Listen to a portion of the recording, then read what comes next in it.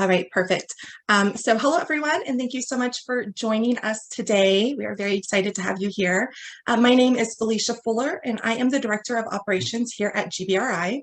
And GBRI, as many of you may already know, is a USGBC education partner and AIA provider.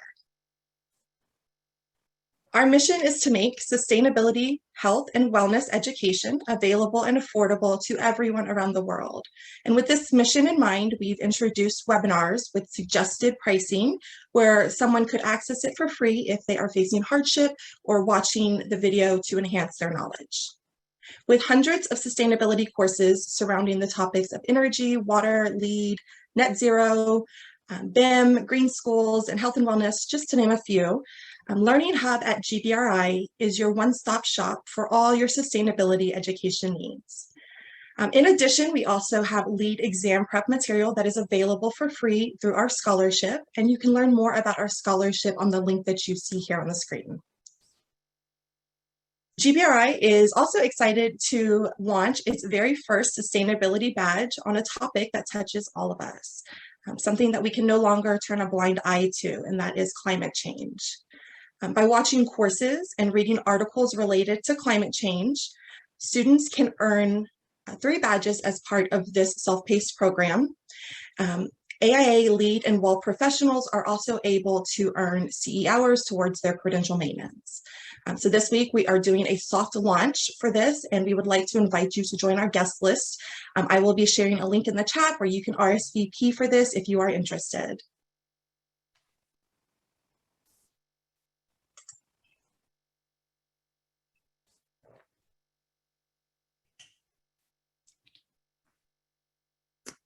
Okay, Felicia, this is to me now. Well, hello everyone. My name is Craig Schiller. I'm the Executive Director for the Collaborative for High Performance Schools.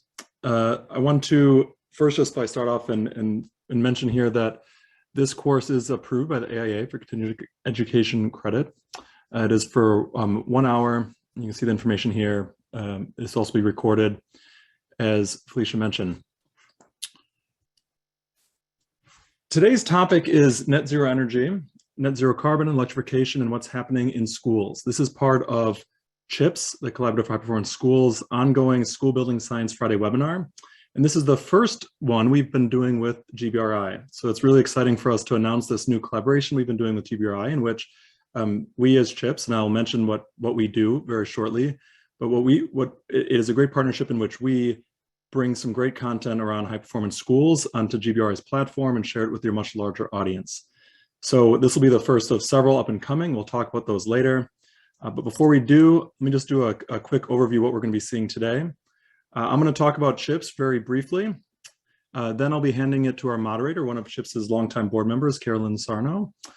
And then she'll be introducing the panelists that will have a conversation around net zero energy schools, what's possible, what's going on, etc. And then we're going to have a lot of time for questions and answer. The format for this webinar is really around Q&A. We're going to have less content this webinar and be able to answer more of your questions. So with that said, I'm going to go very quickly over CHIPS so we can have more time for the panelists and the Q&A at the end here. But just for those who aren't familiar with who we are a nonprofit with over 20 years history in high performance schools. Our mission is we aspire to make every school an ideal place to learn.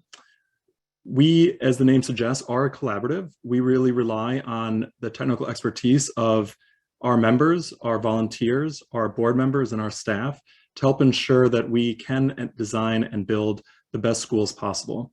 We do this primarily through building codes and standards and third-party review. So many in this audience is familiar with LEED or WELL or other green building certification programs. We at CHIPS have very similar programs. We just simply focus on schools. We put a greater focus on the health and productivity and performance of students and more regionality, flexibility for school districts. So I'm just going to highlight 2 of the types of verification products, the 2 types of certification products that we do have. One is what we call CHIPS Design, and that is more traditional to the other rating systems, in which we have a much more robust review of documentation. We have a third-party reviewer review all of the documents from the school district and the architecture teams to help ensure that those schools are meeting our high standard of high performance. The other program that we have is called CHIPS Designed, and that is intentionally a lighter lift on behalf of the school districts and their team. It is a self-certification.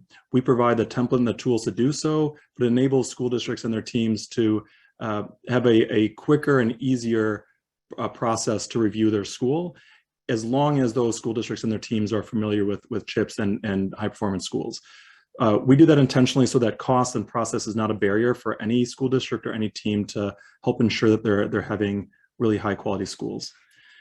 What drives our criteria and our organization are our values, which are first and foremost around the belief that all schools can be high performance and that all schools are unique environments. We know that the school sector in buildings is unique because we have a very regular and very passionate group of children coming in every day. They have their own unique physical and mental needs. And so our criteria and our organization really caters to that. We also believe that working collaboratively produces the best results. So as I mentioned, as a collaborative, our criteria is developed as a cohort of building and school professionals. Our board and our National Technical Committee is made up of architects, school building science professionals, designers, school districts, educators, etc. The final value that we have is the quantifiable belief that high performance schools bring real results. This is something that is measurable, it is factual, and it is something that is beneficial to the communities and school districts themselves. And those are that high performance schools have healthier teachers and students, that student performance is quantifiably better in high performance schools, and that the operating costs of these schools are reduced for their school district and their operators. Lastly, with all of that said, I mentioned we have over a 20-year history at CHIPS. We have certified over 700 schools across the country in almost every state.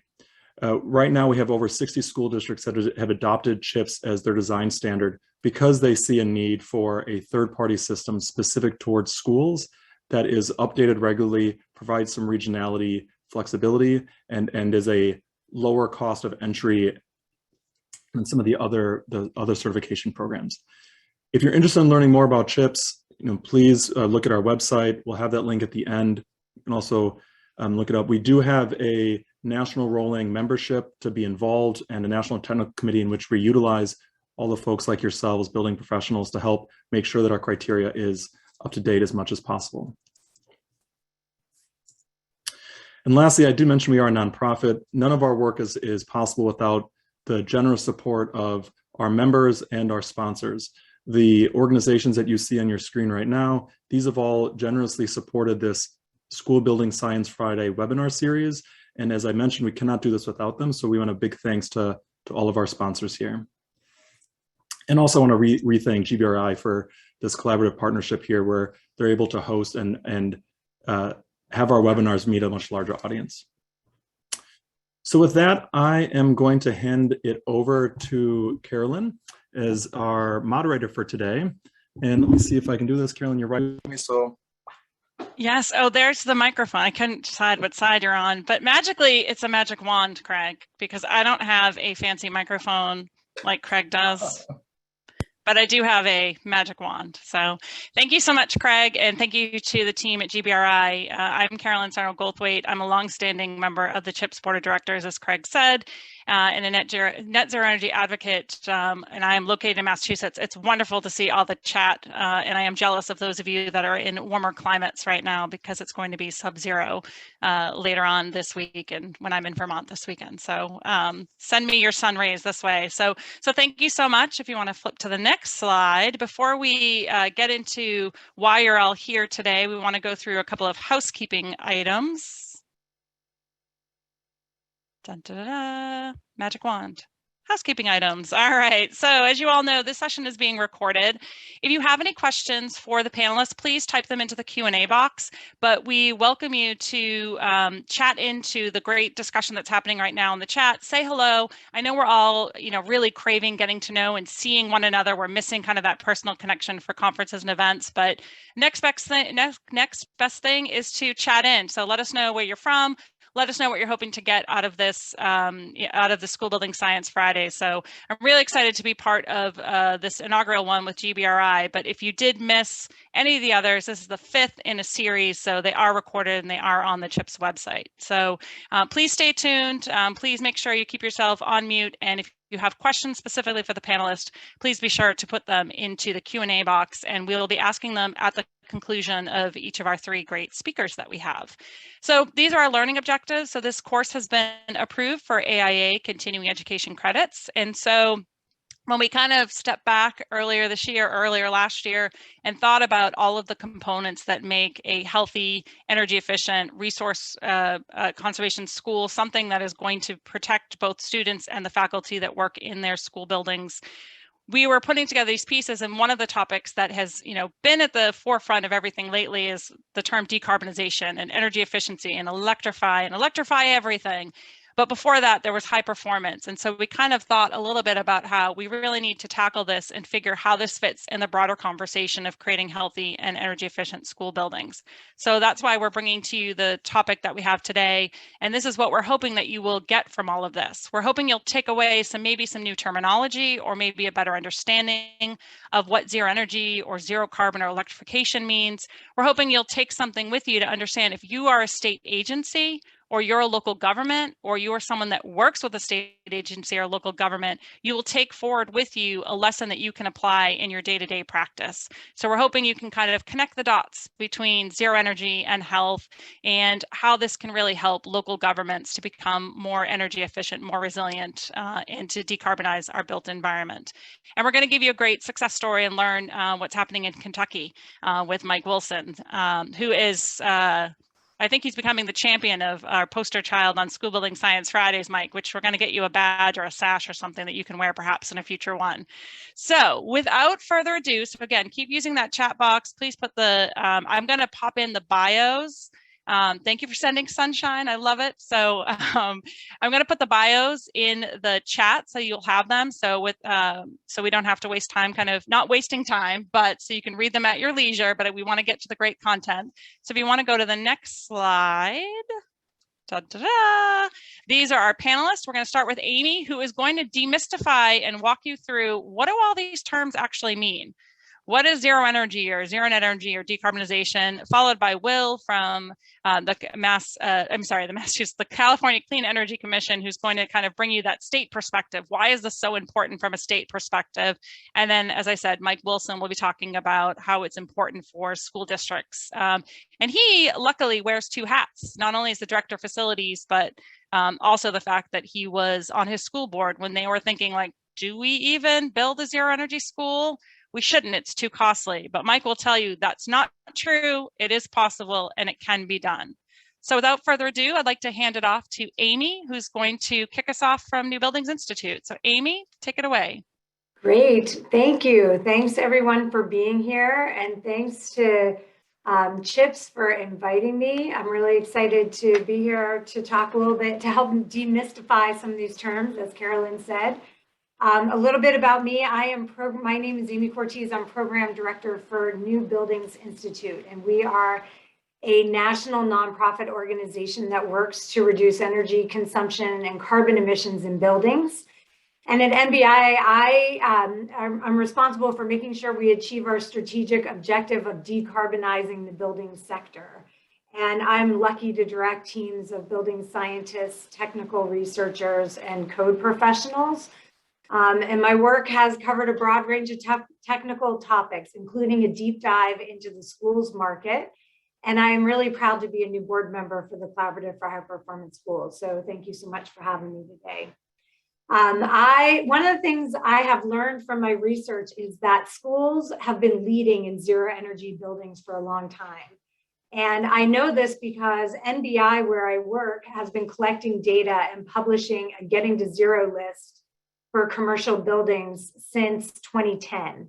And back then we used to go in front of groups and talk about how buildings could be so efficient that they could produce all the energy that they needed from their rooftop. And people really didn't believe us. So we decided to document that which exists is in fact possible. And we know that these buildings are possible. So over time, this list has grown. And we started to see patterns emerge about how these zero energy buildings were different from conventional buildings. So we've collected lots of stories and developed case studies and shared them with the market. And today we have over 730 buildings that have achieved, that are pursuing zero energy. And about a third of them are educational facilities. So I know schools have been leading based on the research that we've done. Over time, we've also encountered a lot of technology, a lot of terminology and definitions, and it's confusing. So Carolyn invited me here to kind of level set, and because we know that it's important to have a common language and to align, what we're talking about here. So let's look at some of this terminology. So I was only allowed 2 slides. So I put a lot on this one, and this one is really about terminology. And the first 3 terms that are listed there, zero net energy, net zero energy, essentially those 3 terms are the same thing. And really what all these terms have in common throughout all the terms that I'll talk about is that it really starts with this idea of an energy efficient building. And when we're talking about zero net energy, or zero energy or net zero energy, it's really that the building produces as much as it uses. Oftentimes it's measured over the course of the year. And I have that little graphic on the top that shows like this balance between how much a building consumes and how much it produces. So we also sometimes hear the term zero energy ready or zero energy capable is another term that I've heard. And that one is reflects all of the energy efficiency aspects. And I should also say the health aspects, because we don't want to sacrifice health for efficiency ever. We need to make sure that they have a high indoor air quality as well. But zero energy ready buildings are efficient and healthy, and they have infrastructure that will allow the renewable energy, but maybe they couldn't afford to have enough renewable energy. So, so as soon as, whether it's a school district or a building owner is able to put that solar on the roof or some other sources of renewable energy, the building would become zero energy, but it does not, it doesn't have that just yet. So that's what we think about. Now, it is important to know that these buildings often have the infrastructure in place to allow for the solar panels in the future. The panel size is appropriate. The roof is able to be weight bearing, that type of thing. But those are all elements of what's in a zero energy ready or zero energy capable building. And in the graphic at the top, it would be that the building is efficient, but maybe the solar renewables is. Another really important distinction in terminology is between site and source energy. So I have another graphic to kind of explain that one. But basically, site energy is the energy as measured around the boundary of the building itself. So if you have a utility bill, that's really what's reflected on your utility bill. But when we're talking about energy and carbon emissions, it's really important to understand source energy, because that takes into account the generation, transmission, and distribution. And there are losses that occur all the way along the delivery chain. And generally, you have to produce 3 times the energy that's actually consumed on the site. And I think that surprises a lot of people.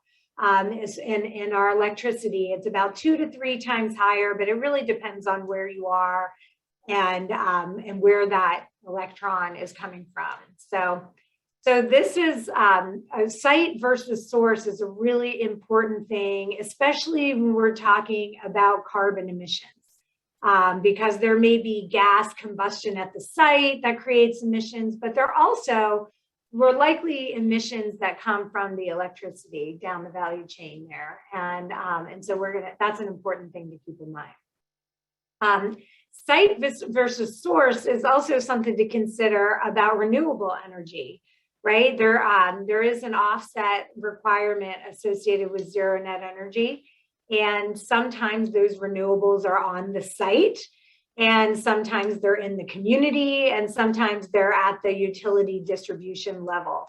And so there's a site versus source component of renewable energy as well. The next terms that I think are important to talk about are this idea of predicted versus achieved.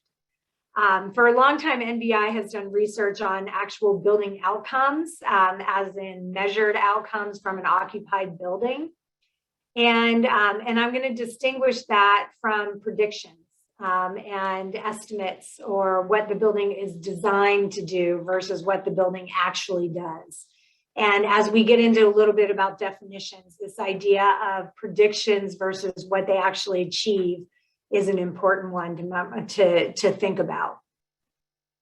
Another term that we are all hearing a lot about is electrification. So that is one that we have found a lot of inconsistency in how it's used.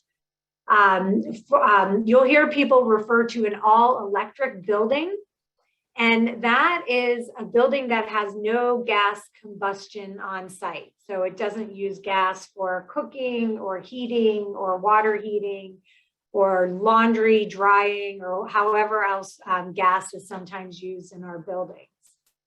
So an all-electric building is sometimes talked about being an electrified building. But we've also heard electrification reference electric vehicles and how electric vehicles get integrated with buildings. So you'll hear that this idea of electrification, and it really talks more about the vehicles part of it. So anyway, we also hear electrification termed with like electrification ready. And sometimes that is really referring to, if you're putting in some sort of a gas appliance, that there's infrastructure that's available there and it's ready to be updated with electrical equipment. So for example, if you have a gas water heater and you want to put a heat pump water heater in, electrification ready would mean when that gas water heater goes in, you're looking at making sure plugs are available for the future. And then the last term that we hear a lot about, another term we hear a lot about, is carbon neutrality and carbon free or zero carbon. And in buildings, this is often referred to as an efficient, all electric building that's served by 100% renewable energy. And some of the components of that are thinking about the harmonization of the building with the grid. We're starting to see grid optimal metrics to think about when the building uses energy, and if that energy peak can be aligned with when lots of carbon-free renewable energy is available. So, and then when we're talking about carbon neutrality, that actually makes us think not only about the operational side of the energy that we've been talking a lot about, but also it brings in terms like embodied carbon, which is the amount of carbon that's kind of embodied in the materials from the extraction and manufacturing and the transportation of the materials to the site. So there are a lot of different terms that are used. And if you want to jump to the next slide. The good news is that most of the definitions, there's a lot more consistency in these terms than they're often, it's just the nuances and understanding how that some of them are used. So for chips, for example, there are a couple ways that they define zero net energy. One is zero net energy capable, and that aligns with what I was talking about, the zero net energy ready, which is the building has a low energy use and it could be powered with renewables, and it has that infrastructure that's ready without modification. So that's one important definition. And CHIPS also has an achieved, a zero net energy achieved, although that one is looking at the design case. And they are very careful not to allow off-site credits, if you will. So But there are lots of different ways to define it. Some of these logos represent the different rating systems. They all have their own kind of flavor of the terms that we talked about. And then there are others like the ASHRAE guide that really go in deep onto the systems and give you a definition and give some really specific goals to achieve when it comes to zero. Well, So thank with you. that, we will pass it on. You're passing the baton on. Thank you so much, Amy, and hang tight. There's a couple of questions that have come in, and thank you so much for those of you that have put your questions in the Q&A. I see a couple have also come into the chat. So if you don't mind just popping those into the Q&A function, that's where we're going to be taking the questions for the panelists once we conclude with Will and Mike. So Will, hello in sunny California. Hopefully it's sunny there today. It is. It's still cool, but it is also sunny, so we'll take it. All right, wonderful. Well, why don't you continue on with this conversation? Amy gave us a great overview of what all these definitions and terminologies mean. I know that you are, deeply familiar with all of this terminology, but you come from a state energy office. So tell us a little bit more about California's journey towards decarbonization. What does this mean, and why are you doing it? So take it away. Sure thing. Thanks for that. Yeah, and I appreciate Amy's intro. It will help a lot. Hello, everybody. My name is Will Vicent. I am the office manager of the building standards here at the California Energy Commission. The California Energy Commission is the state's leading planning agency for things energy related. And a lot of this stuff sort of got kicked off with something called the Warren-Alquist Act. I'll try not to bore you with bills and things of that nature, but it did set the foundation for California to, by mandate, reduce wasteful, uneconomic, inefficient, or unnecessary consumption of energy. That's what the Warren-Alquist Act did. And it also authorizes our agency, the California Energy Commission, to update the energy code, our building energy efficiency standards, on a regular basis. This happens roughly every 3 years. And it also allows local jurisdictions to enforce that code. Since the 1970s, the building standards plus our appliance standards together have proved that California uses roughly 30% less energy than the rest of the US per capita. And the great thing about the standards is they really force us, they push us to be creative and find real solutions that are feasible and cost effective, because in fact, they are by statute required to be. Which is a great lever for California. It's actually a really good consumer benefit. Another really exciting thing about California, for some background, is that we know that the climate crisis is here, and that we need sort of a multi-pronged solution to take action and address the needs of climate change. And we have done some extensive analysis across the state about what things can we do for the least cost that meet the goals required to meet climate action. And one of those things is, sorry, last slide, we're jumping forward, there you go. Thanks about that. And it has been identified that reducing fossil fuel use or combustion of fossil fuels in buildings is one of those least cost, if not the most least cost way to take climate action. So the energy code in California really is a primary lever and a pillar for our climate action strategy in California.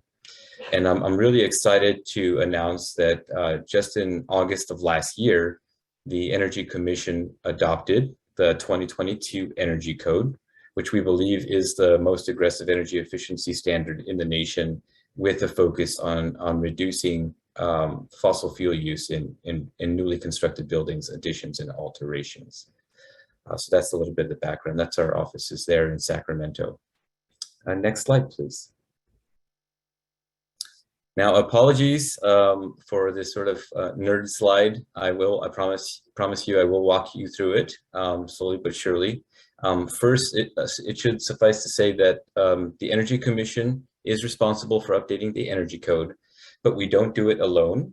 We have a very vast network in California that I am deeply appreciative of, which includes other state agencies like the Public Utilities Commission, who regulate many of our utilities, our largest utilities in California. So it enables our utilities in California to play a large role in updating our energy code, as well as our Division of State Architect. So we have a number of state agencies and partners across the state that really work together in a synchronized way to come up with updates to the energy code, since they're applicable to all newly constructed buildings in California.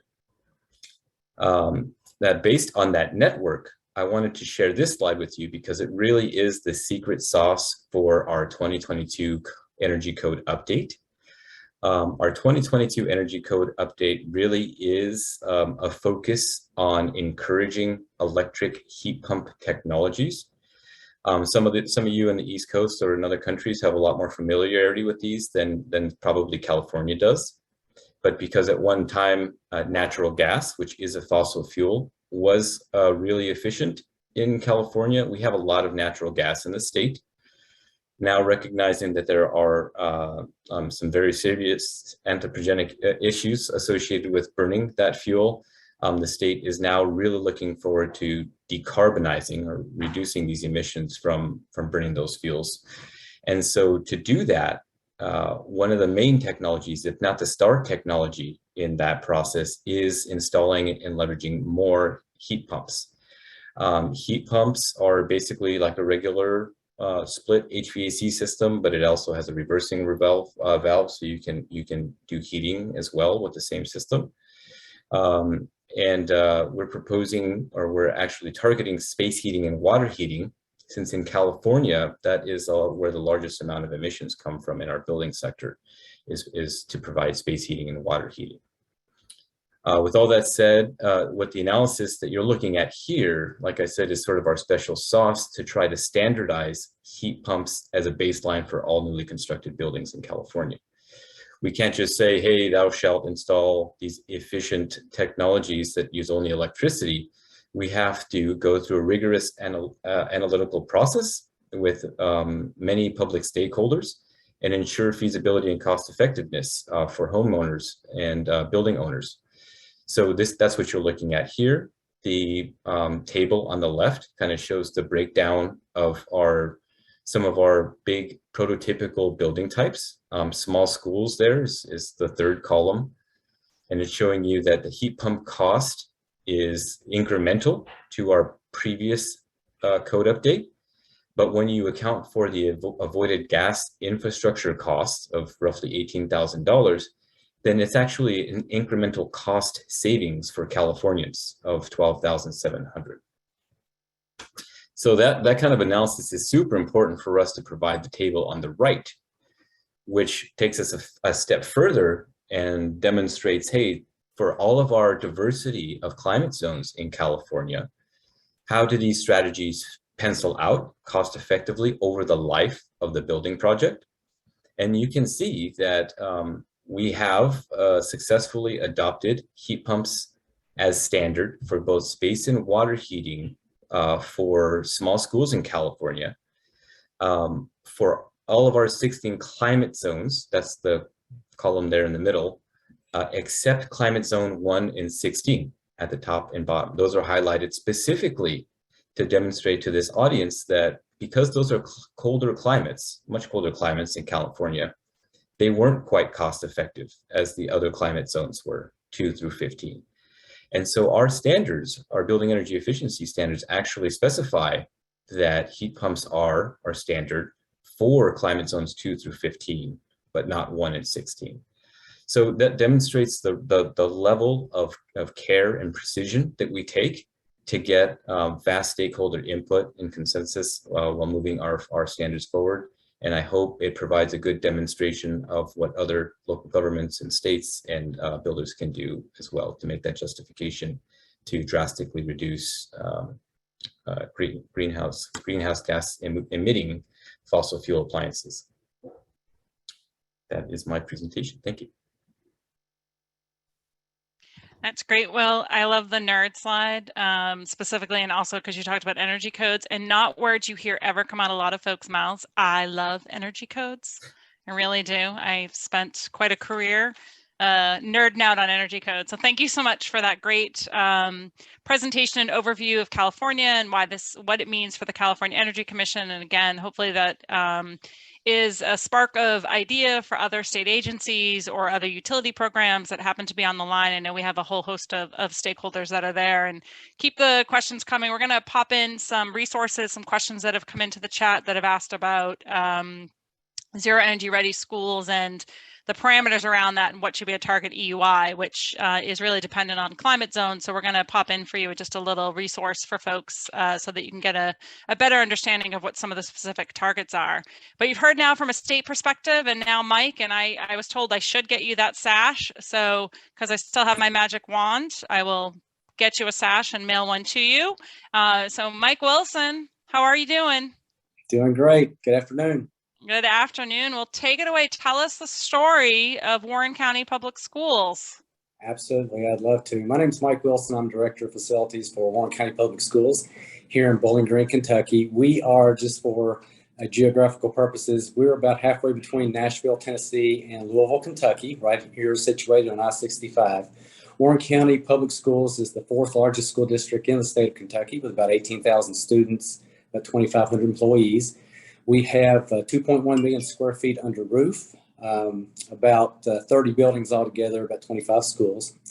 And having said that, I believe, as Carolyn mentioned earlier, I had, in a prior life, so to speak, I was actually on the Warren County Board of Education as a board member, and go Tops. We're proud to be, I don't know how you describe us, as early adopters, progressive. We like to be first in everything that we do. And as a board member for 12 years, I had the great privilege of being the board chairman when Richardsville Elementary School was first built. We in Warren County have been first in a lot of things. And one of the first things that we did, which was over 17 years ago, our district was the first district in the state of Kentucky that had an energy manager. And so that was really the first step in our process of becoming the nation's first net zero energy school. We brought that energy manager on board and began to pay dividends and paying a lot of attention to our energy consumption, how we could reduce that, and through that reduced consumption, how we could recoup the savings of those dollars. We recognized as a school board that the first number one expenditure we have as a board, as a district, is the salaries that we pay our staff, our teachers and our support staff. The second largest bill that we pay is our utilities. And so anything that we could do as a board to lower the consumption of that energy and put those monies back into the general fund was just monies that could go towards increasing salaries, paying for computers, paying for buses, et cetera. So as being stewards of the taxpayer dollars, we were looking at every way possible to do so. So one of the first things we did was have that energy manager on board. Right after that, been about 15, 16 years ago now, we opened a school called Alvaton Elementary. Alvaton was the first school that was constructed out of ICF construction, or insulated concrete forms. And that was the nation's first ICF elementary school, first public school. And as a board, we kind of took a chance on that type of construction, but it was touted its energy efficiency and its safety measures. It will stand winds up to 250 miles an hour. So that's a safe structure to put our students in, as well as the staff that supports them. So the energy savings that we started experiencing out of that building was pretty tremendous. We in Kentucky are in climate zone 4, and the average school EUI for that climate zone is 73. So with Alvaton, after that school was constructed, after the first year, the EUI was 35, about 15, 16 years ago. So that almost cut in half, or more than cut in half, the energy consumption. So as we continued using ICF construction, as we used geothermal heating and cooling, as we took other energy measures in consideration, we, along with our architects, which is Sherman Carter Barnhart Architects out of Lexington, Kentucky, and our engineers, CMTA out of Louisville, Kentucky, we started looking at what about net zero energy school? Is that possible? Can a school attain that? And we felt like that we could, and so that was our target. That's what we were going to shoot for. And so, as you can see there on the screen, Richardsville Elementary School is the nation's first net zero energy school. and it has all the high performance features that you can see there.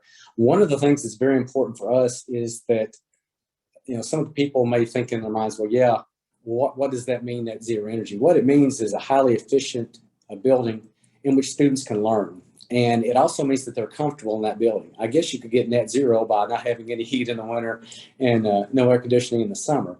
But as you can see, that's a very nice building. Kids go to class there every day, looking forward to it.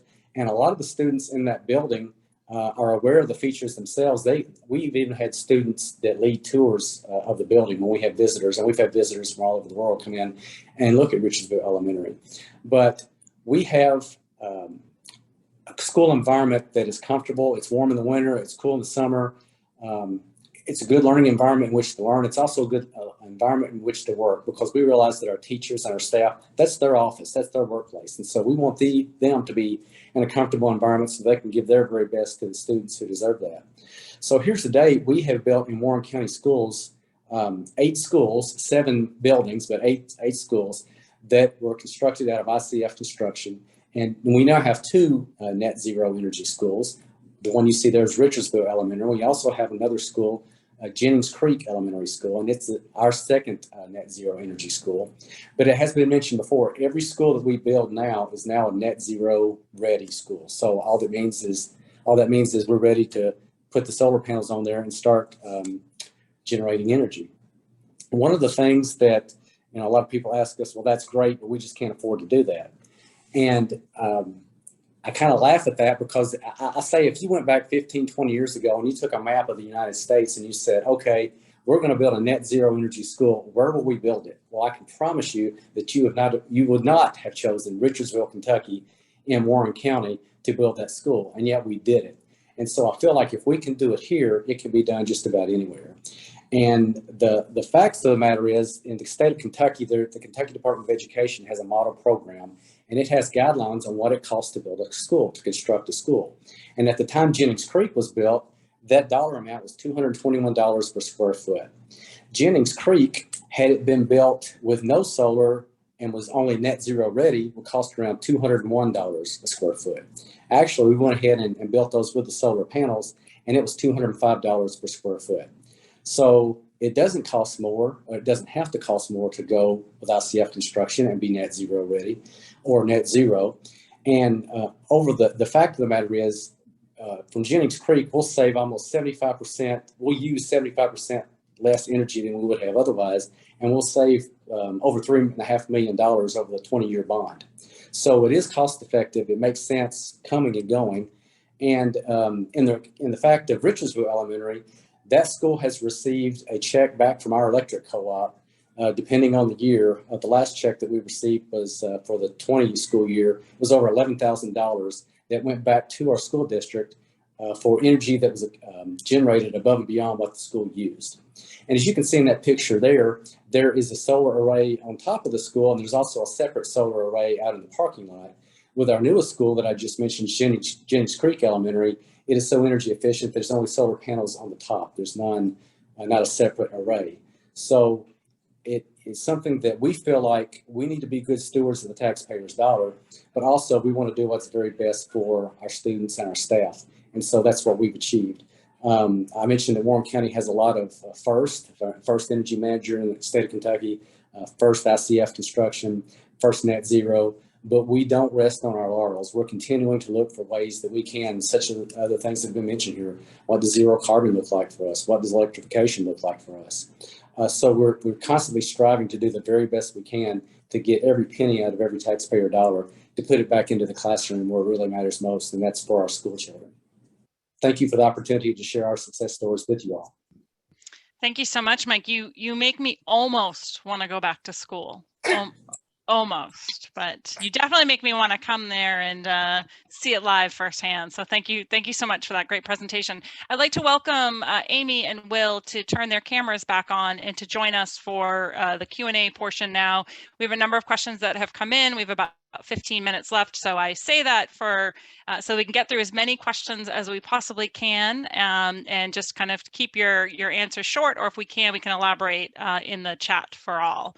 One of the first questions actually came in was a question that came in before we had started going through or started the presentation today. And that is one that we hear often, like if we electrify everything, what happens when the power goes out? So if we've electrified everything and the power goes out, what are the plans perhaps that Warren County and California is putting in place with if there happens to be a blackout, or if the power goes out, especially, Mike, unfortunately, you were just hit with a devastating tornado that kind of ripped through your county. So can you speak to that, Will and Mike? Any plans that you've put in place for what happens when the power goes out if you've made your school all electric? Yeah, so I'll say that outages are always going to be a concern for sure, but that's kind of a red herring argument, or not an argument, just a statement, keeping in mind that in California, we really are targeting space heaters and water heaters. And even those natural gas appliances, most of them use some level of electricity. So this is not really an issue that we're considering, at least for those two appliances, and people will continue to use generators and backup systems, which we expect won't change. Great. Mike, how about you? Anything that you want to comment on that, or from your experience? I would say that we're, like in the example of Richardsville Elementary School, we're still on the grid there. That is the energy that we generate is sent directly back to the electric co-op, so we're still on the grid. But we do have, not in all of our schools, but in some of our schools, backup generators for various purposes. So that's something we're mindful of too. Great. I would imagine too, there's also a training component that needs to come into this as well, of making sure that as a facilities operator, you know how to operate and maintain those school buildings as well.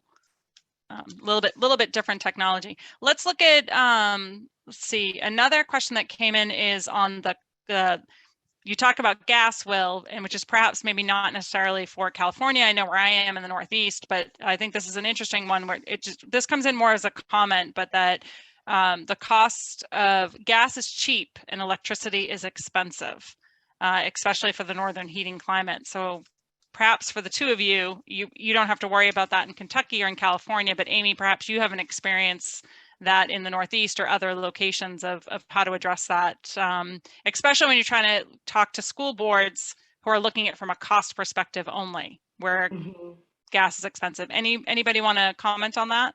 Just one comment to say, gas may be cheap on the wallet, but it's very expensive for the planet. Excellent. That is my favorite answer ever to that question. Amy, did you want to comment? Well, I guess we need to talk about when is gas cheap, because like the analysis that Will was suggesting in new construction, sometimes not putting the gas system, the infrastructure to deliver gas actually results in first cost savings. And then that can go to beef up the efficiency. And when you're using less energy, it costs less. So acknowledge that, but I think there are trade-offs, and you also have to, think about where gas prices are going. So I know even this year we've had a big bump in gas prices. Great.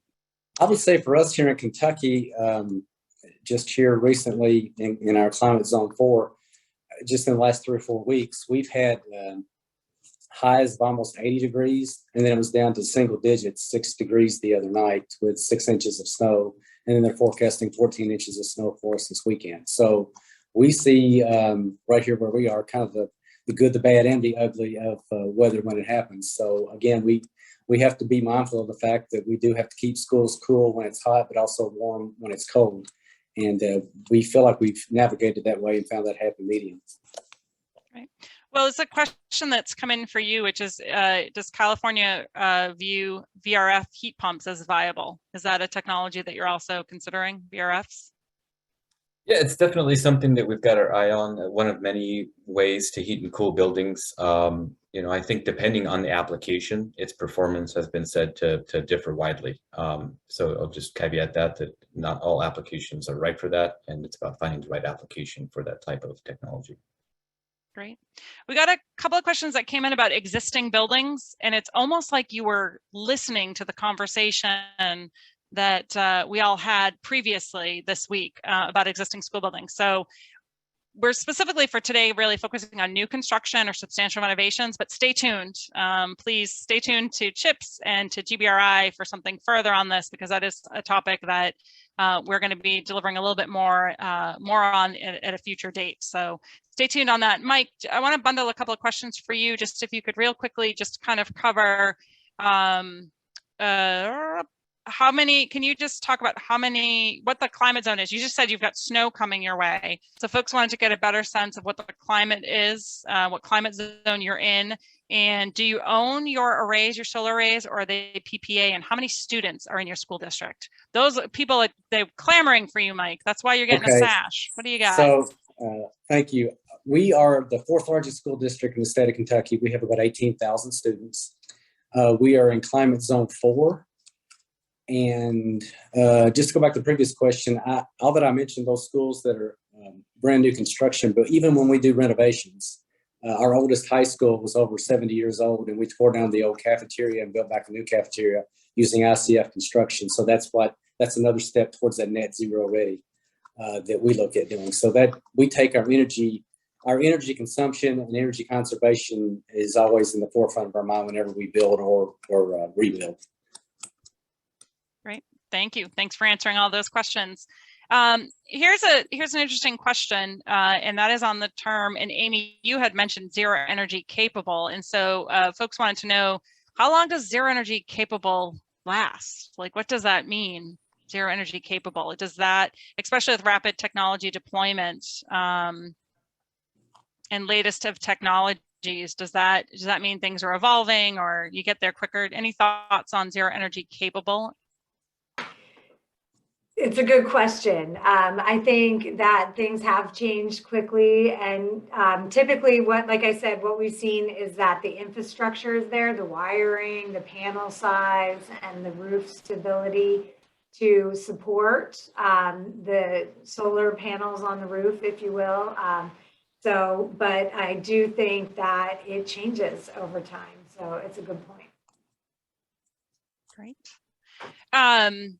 With COVID-19 concerns in schools and other closed spaces and increased ventilation being considered by ASHRAE as a factor for indoor spaces, how do you see this affecting the energy code?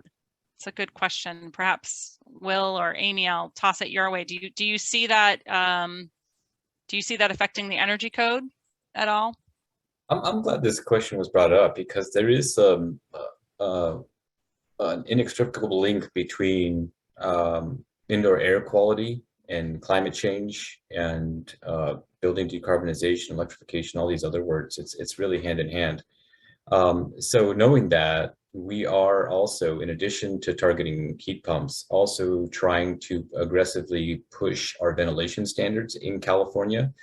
And we're doing that by making separate requirements for certain things like gas cooking versus electric cooking, because there's increasing science around the fact that combusting natural gas within occupied space is poor for health. And so we continue to do those things hand in hand, ventilation standards with the building decarbonization stuff. So it's a really important point. Right. Thank you for that. I think it's so critically important that it's not energy efficiency or health, it's energy efficiency and health together, and they really go hand in hand. So I think that there 100% is a place and a space for it in conjunction with energy codes.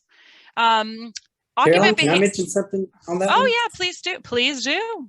Well, so we have been using, as part of, to keep our HVAC system clean, we're using different strategies, technologies such as UVGI and bipolar ionization to keep those systems clean and working as highly efficient as they could, so that we had lower energy usage. And then we found out that it also helped not just help keep the units clean, but also the air that's going through them. And so it kind of went hand in hand that we were way ahead of the curve when it came time. We had cleaner air than just about any other facility, I would say even our hospitals at the time. So that was something that allowed us to stay in school in person, well, quite literally until the governor shut all schools down. But we would not have missed the beat because of the steps that we took for energy efficiency also helped provide a good quality indoor air for our staff and students. And so I do believe they go hand in hand. Yeah, absolutely. And I know that the folks in Rhode Island, who all of the new school buildings that had been built to Northeast chip standards, had a very similar situation as you, Mike, that they were because of the ventilation rate, they were able to adhere to the opening standards for those school buildings, and especially with COVID. We have a few more questions. We have about 5 minutes left, and I want to give also our panelists just 30 seconds at the end, just kind of that last aha or nugget or kernel you want our attendees to take away with them. But Mike, or I guess really this could be for anyone, real quick on occupant changes. Were there any occupant or behavioral changes that were required, or specific trainings for the students and the staff, Mike, for your school district? Anything that you did to engage them? Yeah, go right ahead. Absolutely. We, as I said before, we saw videos of Richardsville Elementary. It's a small rural community. It's really the only thing in the community. But if we had not changed our operating standards and expectations, there's not enough square miles in Richardsville to put solar panels if we didn't reduce our energy consumption. So it did take a change in the way that we looked at what school looks like, how do we operate it, to the fact that we even sent our director of food services to Duke Energy to look at what a 21st century kitchen looks like. And we looked at plug loads, we looked at how are we using our energy, and a kitchen was a large part of that. So we changed the way that we cook. We don't have fryers anymore with big hoods because that sucks conditioned air out. So we use combi ovens, for example. So that led to healthier meals for our students. And now we've gone across the board in all of our schools doing that. So yes, you have to look at the way that you rethink the way you do school, the way you rethink the way you do school operations, but that's only going to benefit everyone in the long run. Great. And let me give this last one before we do a quick closeout. So Amy, I'm going to toss this one to you because this person, I believe Amy mentioned that roughly 60% of the energy produced by utilities is lost through transmission. And so how do you tackle the challenge of convincing individuals that using electricity is better for the environment right now, and so much energy is lost in transmission? Do you have any comment or reflection on that? Well, I mean, I think one of the things that all these buildings we're talking about have in common is they use less energy, right? So, I mean, they are efficient buildings to begin with. That is the one commonality. We've reviewed like 15 different definitions for carbon neutral and zero energy, and they're all based on an efficient building. So yes, using less, using more localized sources on site to reduce those transmission losses. Those are all some of the things that we're doing to minimize the use and the overall societal impact. Great, thank you. And very lastly, and this is probably this is not a light one I'm throwing your way to any of you, but which measurement is required for measuring zero carbon, and how can we control it, and what's the target for zero carbon? Anybody have any? Oh, that's Craig's dog, who's like, I have the answer. Craig, we went all webinar without my dog barking, which is usually what happens. But Amy, do you have any comment or reflection on that? It does require new metrics. A lot of the work that NBI is doing lately is kind of transitioning from kilowatt hours and therms to emissions. And what does that look like? So EUI, energy use intensity, is a common metric we have in buildings. And what we're starting to see is like greenhouse gas adjusted energy use intensity, where you're actually looking at that site source comparison. That's one metric that we're starting to see come up. But they are a different set of metrics when you look at emissions and metric tons and whatnot. Great. All right. So 30-second round robin. Will, what do you got? Well, on the spot there. Okay, and this will hopefully tie into that last question too about just distribution losses. So I think now with so much analysis and scrutiny and focus on the climate crisis, a solution to the climate crisis is finally surfacing. And I hope everybody hears this, that the solutions are now pretty well known. It's one, clean your electric grid, because electricity has the potential to be fully renewable by some time. California is targeting that 100% by 2045. You can't do that with natural gas. It's a fossil fuel. There's no ins, ands, or buts about that. Secondly, you got to electrify vehicles as the #1 emitters in the nation. And third, you have to drastically reduce fossil fuel use in homes and buildings. Those are across the board, the three major solutions we all got to look at. And hope everybody got something out of this presentation. I sure did. Great, thank you. Amy, what's one thing you want folks to take away from this? I think the important thing to know is that zero energy and carbon neutral buildings are definitely possible. I think it's possible to build efficient buildings that are all electric and served with renewables. There's lots of examples out there. And one of the things we found is like by going to see these buildings and like feel them and tangibly experience them, it makes you realize you can do it too. So you can do it, and there's lots of resources to help, and CHIPS has a lot of those available for you. Thanks. Craig, what do you got? You want 30 seconds? 10 seconds? Caught him off guard. That's what I do. But I do. I'd rather use that time to talk about next month, since I'm going to do that. I'm going to do that in a second. I want to know if you wanted a quick nod. I do. These are all great questions. A lot of these are on the details, and that's really important. And they're often up to individual climate zones and buildings. But the big picture is we can design better buildings that use less electricity, that generate electricity on site, and they produce health benefits and productivity benefits for students, and reduce operating costs for the coworkers. There is a lot of wins here. You are right that there are some costs associated, particularly in some climates with natural gas. Those are being, technology being developed, and those costs are being changed. We are now seeing the cost of net zero energy, particularly along the operating costs of buildings over their lifetime, particularly for schools that have 40-year lifetimes, to have a tremendous value. Like it is a cost positive solution for districts and the students. So these are all great questions. This is the movement we're doing, and we're well underway. Sounds good. And Mike Wilson, what's one takeaway you want, folks? What's your lasting comment? Well, I would just first thank everyone that's joined us today, and just encourage everyone. There's the old saying, think globally and act locally.